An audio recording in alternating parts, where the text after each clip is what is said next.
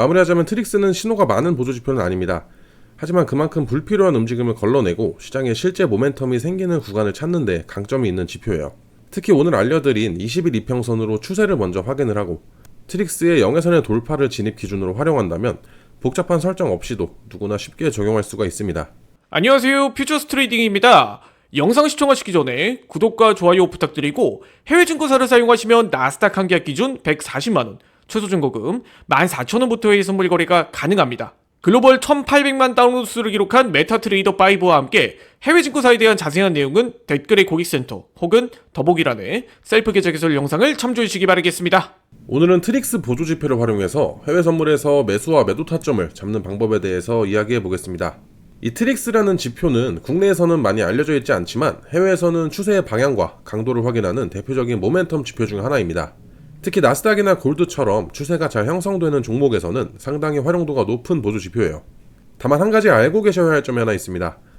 유튜브에 트릭스를 검색을 했을 때 이 트릭스선과 신호선이 함께 나오는 화면을 많이 보셨을 텐데 우리가 사용하는 메타트레이더 5에서는 신호선이 없이 트릭스선만 있는 버전입니다.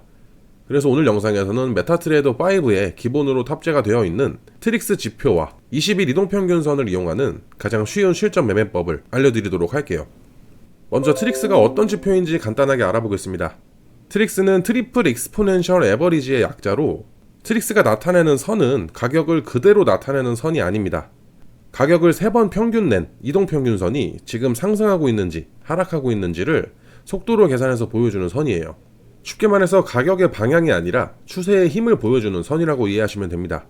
그래서 가격은 잠깐 흔들려도 트릭스는 쉽게 방향을 바꾸지 않고 실제 추세가 바뀔 가능성이 있을 때만 움직이는 특징이 있습니다. 요 아래의 차트를 보면 트릭스는 0회선을 기준으로 위아래로 움직여요. 0회선 위에 있을 때는 상승 모멘텀이 강하다는 의미가 되고 0회선 아래에 있을 때는 하락 모멘텀이 강하다고 해석을 할 수 있습니다. 또한 선의 기울기가 위를 향하면 매수세가 강해지고 있다는 뜻이고 아래를 향하면 매도세가 강해지고 있다는 의미가 돼요. 하지만 트릭스 하나만으로 매매를 하면 신호가 늦거나 잘못 나오는 경우가 있기 때문에 오늘은 20일 이동평균선과 함께 사용하는 방법을 알려드리겠습니다. 자, 첫 번째는 가장 기본적이면서도 실전에서 많이 활용하는 전략이에요. 먼저 가격이 20일 이동평균선보다 위에서 움직이고 있는지 확인을 해야 됩니다. 20일 이평선보다 위에 있다는 것은 단기 상승 추세가 유지되고 있다는 뜻이 돼요.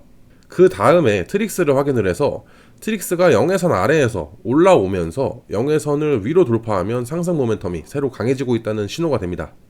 자, 매수 타점을 예시로 들어보겠습니다. 나스닥 5분봉 차트에서 가격이 계속 이렇게 상승을 하면서 캔들이 20일 이동평균선보다 위에서 움직이고 있어요. 이때 트릭스를 확인을 했을 때 트릭스가 0회선 아래에서 0회선을 돌파하는 움직임이 나왔습니다. 이때 현재 진행 중인 캔들이 아니라 다음 캔들이 시작될 때 이때가 매수 타점이 되는 겁니다. 손절은 최근 저점 아래에 두고 익절은 이전 고점이나 손익비 1대2 이상을 목표로 설정을 하면 됩니다. 자, 이번에는 매도 전략입니다.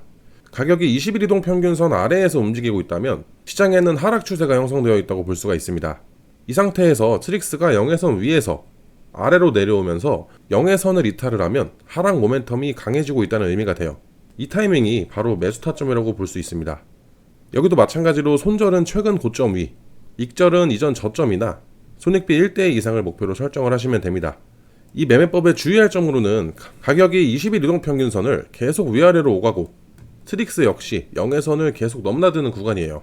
이런 횡보정에서는 트릭스가 신호를 많이 발생은 시키지만 실제로는 방향성이 없어서 손절이 반복될 가능성이 높습니다. 따라서 가격과 트릭스가 모두 같은 방향을 보여줄 때와 추세가 살아있을 때 사용하시는 것을 추천을 드려요.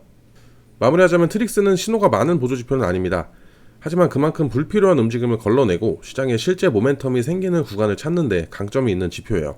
특히 오늘 알려드린 20일 이평선으로 추세를 먼저 확인을 하고 트릭스의 0회선의 돌파를 진입 기준으로 활용한다면 복잡한 설정 없이도 누구나 쉽게 적용할 수가 있습니다.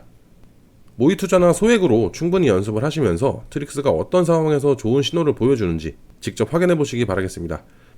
오늘 영상은 여기까지입니다. 추가적으로 궁금한 내용은 댓글로 남겨주시고 해외증권사 계좌 개설이나 메타트레이더 관련 문의사항은 영상 하단 더보기란에 있는 고객센터로 문의를 주시면 됩니다. 직접 셀프로 계좌 개설을 원하시는 분들께서는 더보기란에 있는 셀프 계좌 개설 영상을 시청해주세요. 지금까지 퓨처스 트레이딩이었습니다.